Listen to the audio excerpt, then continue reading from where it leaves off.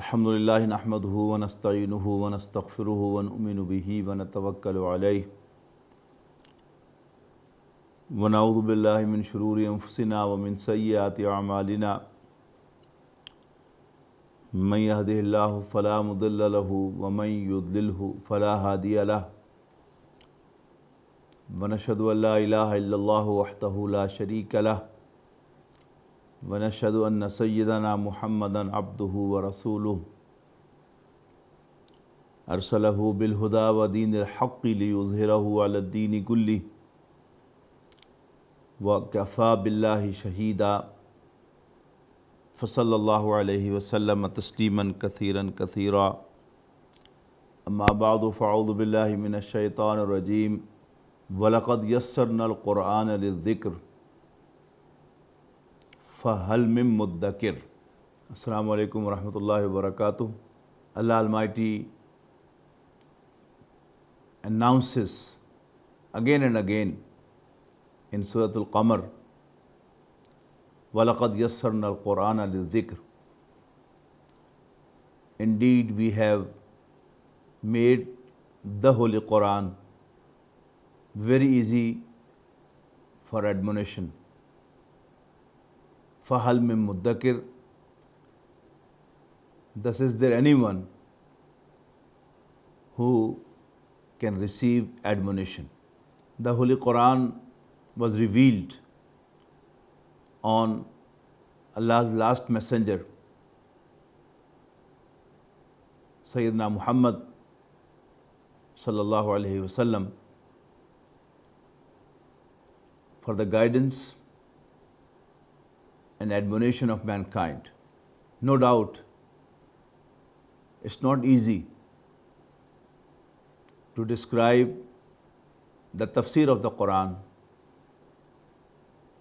and so is not easy to derive the commands, the ahkam of the Qur'an from the Holy Qur'an. But indeed, it's very easy for admonition and guidance. The Qur'an was not only revealed for Arabs, but it was revealed for the guidance of whole mankind, and not only for those who lived in the life of the Holy Prophet sallallahu alaihi wasallam, but it was for all men to come until the end of this world. In this connection, we must realize that it is not the Arabs only, but it will be mankind from different areas of the world, speaking different languages and different accents, to prove that the Holy Qur'an was revealed for whole mankind. One of its miracles is that Allah Almighty has made the language of the Holy Qur'an secure and unchanged during the last 1400 years which have passed, and so would it continue till the end of the day. Its language has to be easy for understanding for people of all the world. And yes, of course it is. The course which we are going to start today is basically the course of Arabic grammar of the Qur'an. And it's assumed that the participants of this course are familiar to the language, at least that they can read the Holy Qur'an. Ability to read is itself a separate subject. And again, it's interesting that whether you understand Arabic or you don't, you can recite from the Holy Qur'an only with a little effort to attain this ability. Arabic language has its alphabets, which are known as huruful hija. Huruful hija, the Arabic alphabets you can call them, but in Arabic they are known as huruful hija. In Arabic, the huruful hija are 29 or 28 in number. The difference in this counting is that there is a harf known as alif.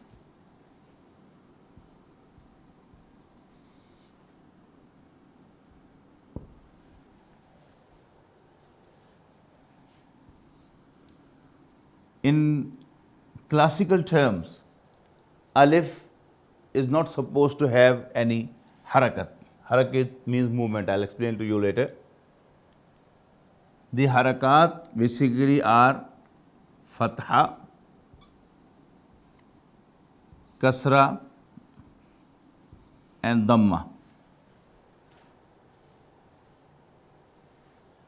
And you can add another, which is their opposite, and that is sukoon or jazm.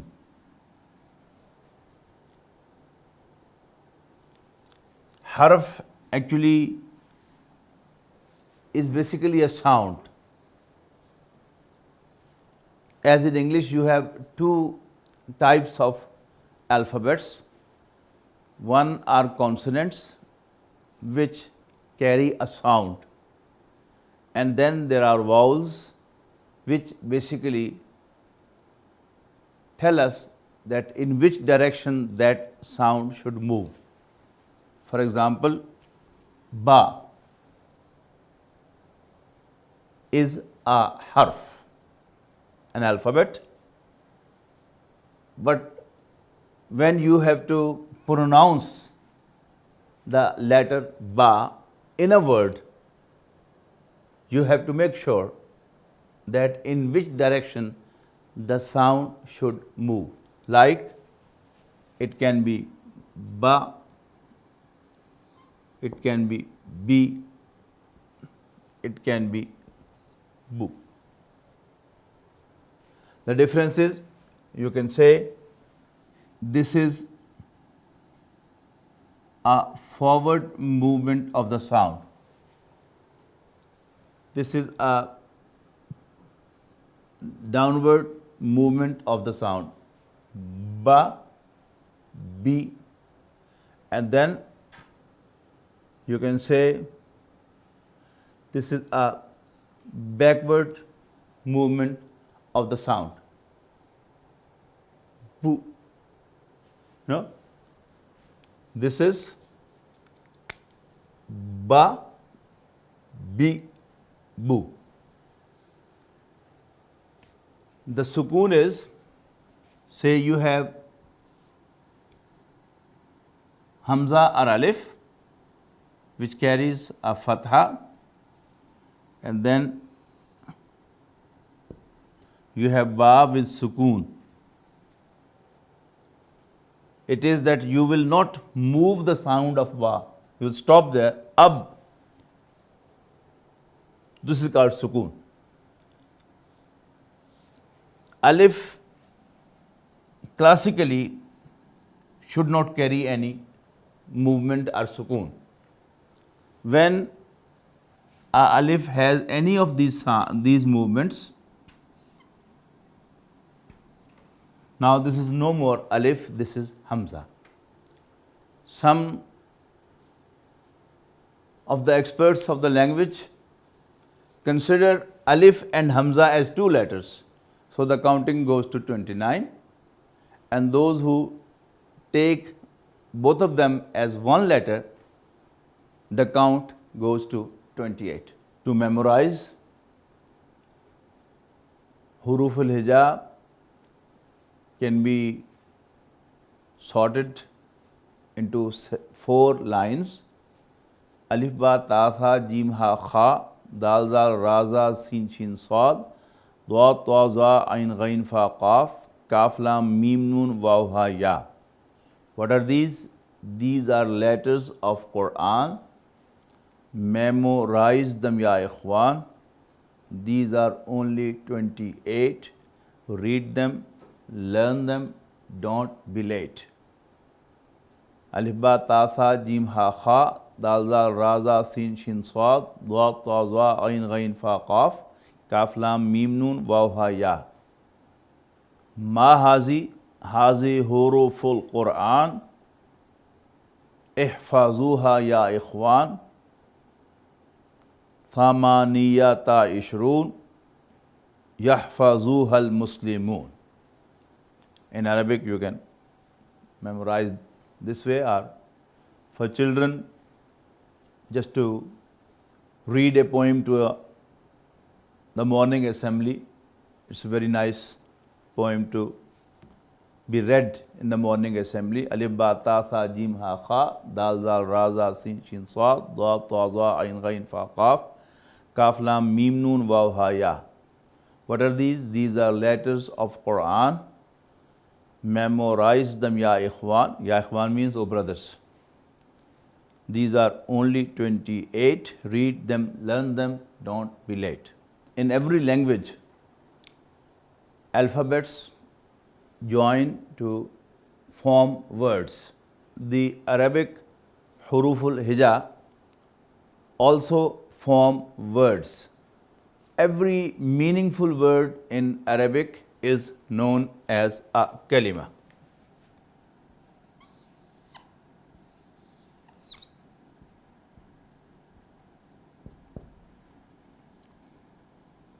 This ta at the end of a word is not pronounced as ta when you pronounce that word as a single, or you end the sentence at this.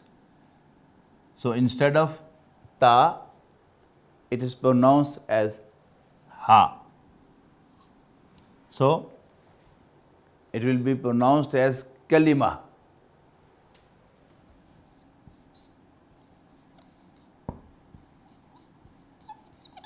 Kalima means a meaningful word.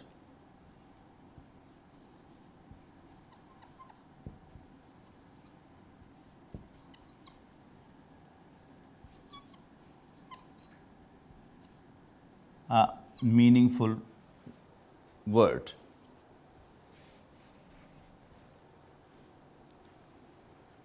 Its plural is kalimat.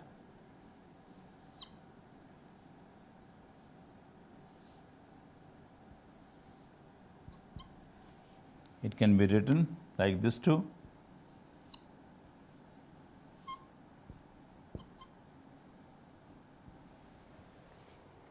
Kalimat. Kalimat.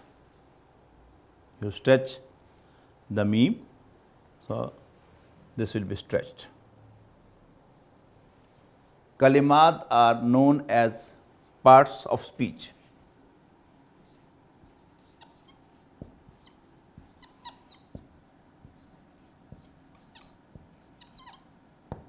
Noun, pronoun, verb, article, adverb, adjective, all these are listed together, parts of speech in English. In Arabic grammar you should say, the parts of speech have been categorized into 3 only. They have been sorted out into 3 parts of the speech, the aqsamul kalima. Qism in Arabic means type.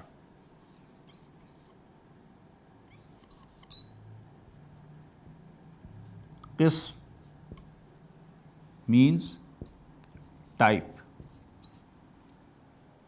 or kind. So in Arabic, the parts of speech or the types of kalima are ism,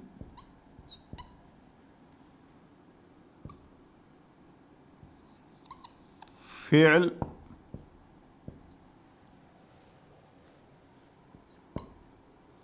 and harf.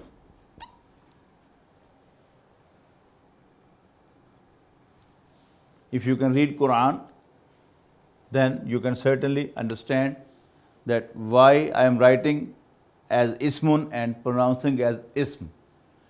I am writing fi'lun and pronouncing as fail. Then I am writing harfun and pronouncing harf.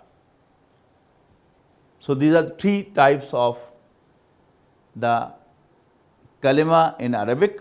Or you can say the Arabic parts of speech are ism, fail, and harf.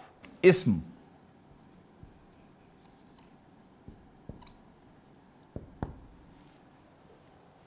You can compare with English noun.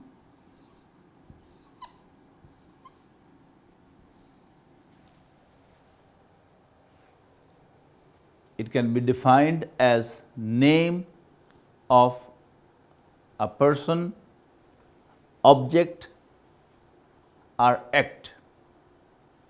Name of a person, object, or an act is known as ism in Arabic language. Name of a person, object,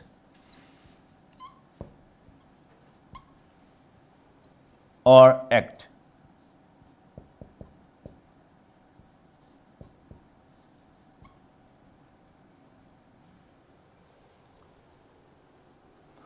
Person and object are easy to understand, but if you are not familiar with the Arabic language already, this may become a question mark in your mind that how an act is an ism.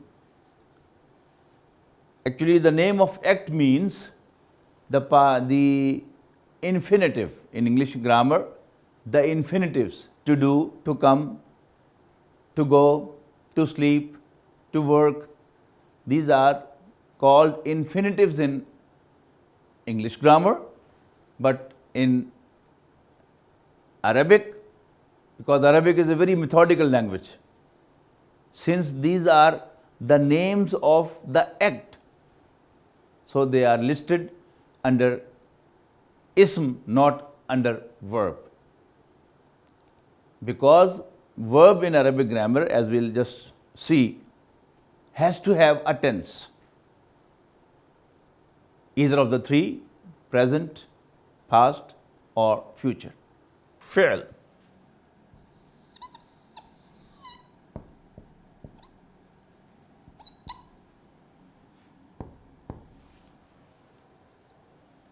You can call it verb.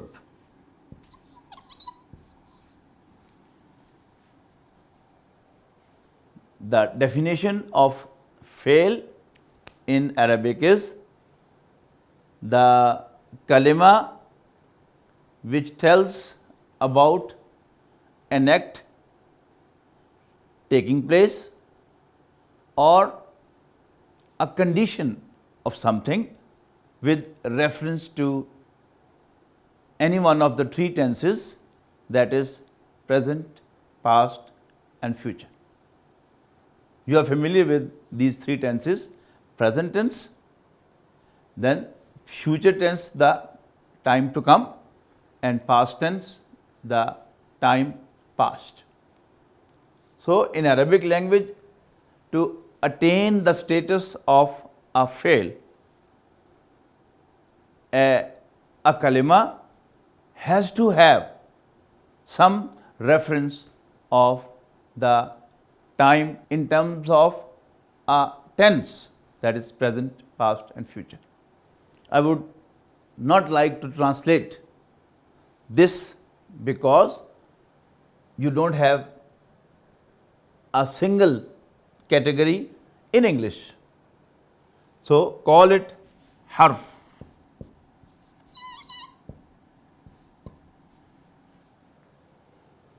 The definition of this kalima is that a kalima, that is, as it is a kalima, so it has to have a meaning. It is not a meaningless word. So harf is a kalima which, though does have a meaning of its own, but it's not understandable until it is used with a noun or a verb. Like, just an example, in English you have some prepositions. On.